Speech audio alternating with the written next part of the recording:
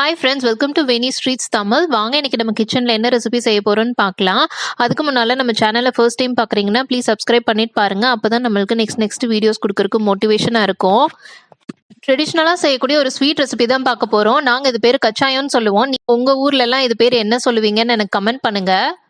ரொம்ப கம்மியான இன்க்ரீடியன்ஸ் வச்சு குயிக்காக செஞ்சிடலாம். வாங்க அதுக்கு தேவையான பொருட்கள் என்னென்னு பார்த்துட்டு வந்துடலாம். முழு கோதுமை நான் 1.5 டம்ளர் எடுத்திருக்கேன்.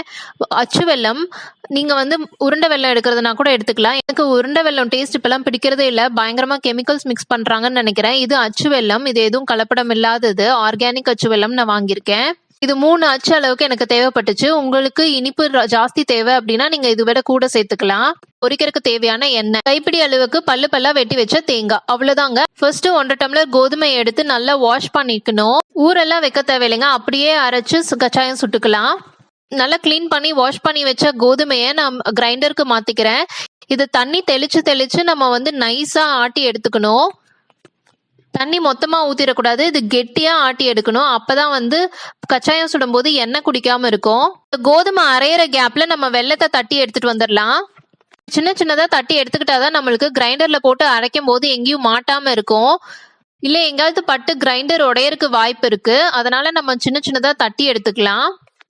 இப்போ கோதுமை நல்லா ஓரளவுக்கு அரைஞ்சிருச்சு. இப்ப கூடவே நம்ம தட்டி வச்ச வெல்லத்தை சேர்த்துக்கலாம். கோதுமையும் வெல்லமும் நல்லா ஒன்னோட ஒன்று மிக்ஸ் ஆகி நைஸா அரைச்சு எடுத்துக்கணும்.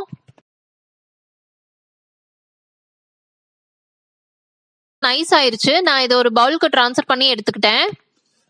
இப்போ இது கூட நம்ம பல்லா வெட்டி வச்சிருந்த தேங்காயை சேர்த்துக்கலாம். இந்த அளவுக்கு கெட்டியா இருக்கணும், தண்ணி எதுவும் ஜாஸ்தி சேர்த்துடக்கூடாது. இப்போ தேங்காயை சேர்த்து நல்லா மிக்ஸ் பண்ணிக்கலாம். இப்போ நான் எண்ணெய் காயறதுக்கு வச்சிருக்கேன் அடுப்புல.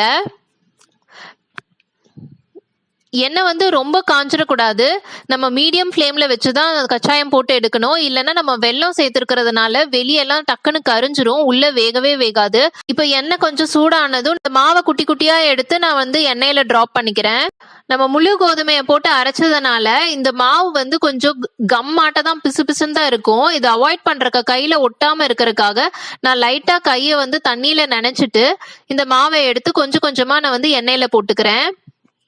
போட்டதுமே நம்ம திருப்பி விட்டுறக்கூடாது. ஒரு 1 மினிட் வெயிட் பண்ணிட்டு அப்புறம் தான் இன்னொரு பக்கம் திருப்பி போடணும். அதே மாதிரி ரொம்ப நேரம் திருப்பாம ஒரே பக்கம் விட்டுருந்தோம் அப்படின்னா அதுவும் டக்குன்னு கரிஞ்சு போயிடும்.